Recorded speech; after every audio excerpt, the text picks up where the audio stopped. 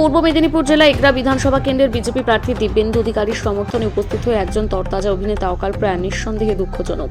রাহুল অরুণোদয় চ্যাটার্জির মৃত্যুর সম্পর্কে সাংবাদিকদের জানালেন রাজ্যের বিরোধী দলনেতা তথা নন্দীগ্রাম এবং ভবানীপুরের প্রার্থী শুভেন্দু অধিকারী।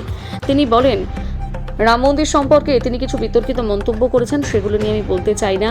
আমি ওর সাংস্কৃতিক দিকটা দেখব। তোমার আত্মে শান্তি পাক। আজ তমলুকে ময়না তদন্তের পর তার মরদেহে মাল্যদান করেছেন তমলুক বিজেপির প্রার্থী হরেকৃষ্ণ বেরা।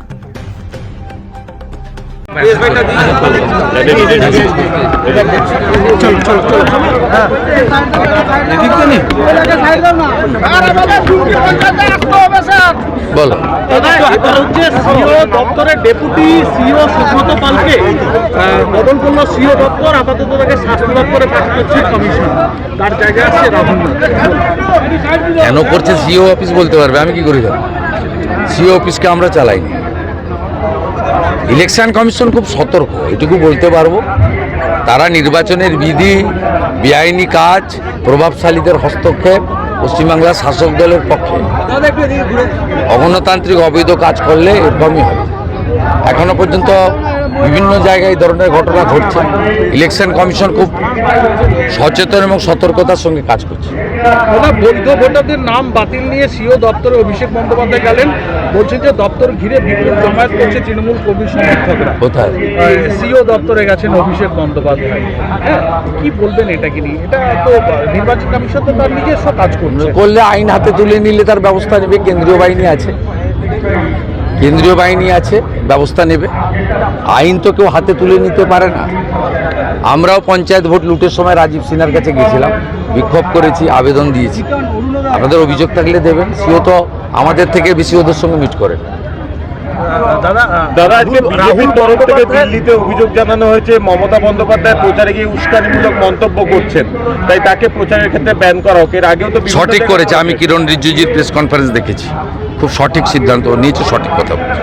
দাদা, রাহুল বন্দ্যোপাধ্যায় গতকাল আমি ফেসবুকেও দিয়েছি, এক্স হ্যান্ডেলে দিয়েছি, দুঃখজনক। অতএব অত্যন্ত বেদনাদায়ক। একজন তরুণ, আর তার সাংস্কৃতিক দিকটাই আমি দেখব, তার অন্য দিকটা আমি দেখব না। সেটা অনেকটাই বিতর্কিত আছে। আমি ওনার কিছু কিছু মন্তব্য রাম মন্দির সংশ্লিষ্ট এগুলো তুলতে চাই না। মৃত্যু দুঃখজনক, আত্মা শান্তি পাক। আজকে আমাদের তমলুকের প্রার্থী হরেকৃষ্ণ বেরা, তিনি মাল্যদান করেছেন তমলুকের পোস্টমর্টমে ওখানে। এবং আমার পক্ষ থেকে তমলুক পৌরসভার বিরোধী দলনেত্রী জয়া দাস নায়ক একটা ফুলের রিং দিয়ে এসছে। যেহেতু আমি হলদিয়াতে নমিনেশনে ছিলাম, আমি যেতে পারি। ওনার আত্মার সদ্গতি প্রার্থনা। আমি বলতে পারবো না, পুলিশ নিশ্চয়ই ইনকোয়ারি করছে, তারা বলতে পারবে।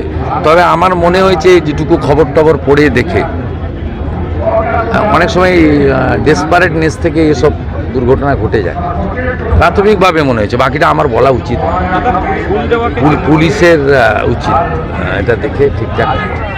জনগণকে, ওনার অনেক ফ্যান ফলোয়ার আছে, ওনার সাংস্কৃতিক দিকটা অনেক মানুষ সমর্থন করেন। সর্বোপরি একটা ইয়াং এনার্জেটিক। পুলিশের উচিত মানুষকে স্যাটিসফাইড করা। কি ঘটেছিল জানো? দাদা, ফুল দেওয়াকে কেন্দ্র করে তার বাড়িতে রাজনীতি দেখা গেল, শিল্পীর বাড়িতে ফুল দেওয়াকে কেন্দ্র করেও শিল্পীর বাড়িতে এই ঘটনা ঘটল। এগুলো তৃণমূল করে, সংকীর্ণ রাজনীতি করে। এগুলো নিয়ে আমি বুদ্ধদেব ভট্টাচার্যের দেহ নিয়েও করার চেষ্টা করেছিল, দেখেছি।